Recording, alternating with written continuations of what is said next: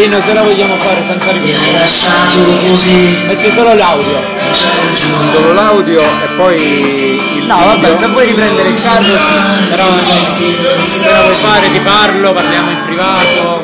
Dai, chiedo prima a Luigi. Luigi può spiegare il carro non c'è. Luigi non c'è.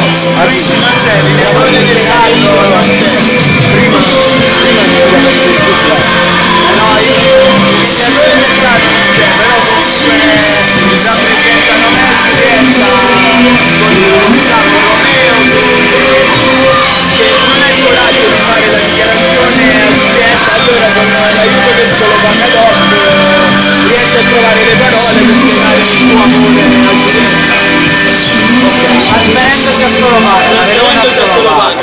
Diciamo che loro cambiano la storia di Shrek e si fanno La bottega come si chiama? ce ne laviamo le mani.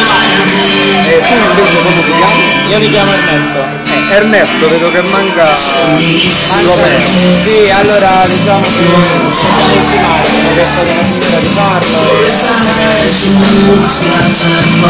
Tutti e due mi sapete dire il carro che cosa vuole significare, insomma il messaggio simbolico. Il messaggio è che comunque il solo Pagadot aiuta anche nell'estate della vita. C'è un vino che è molto anche passionato, diciamo, un bello corposo, aiuta ad esprimersi meglio, logicamente senza esagerare con Allora, a chi aiuta di più?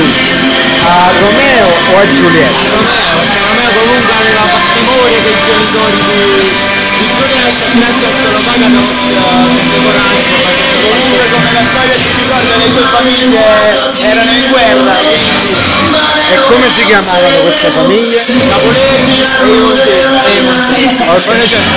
Promossi. Grazie mille.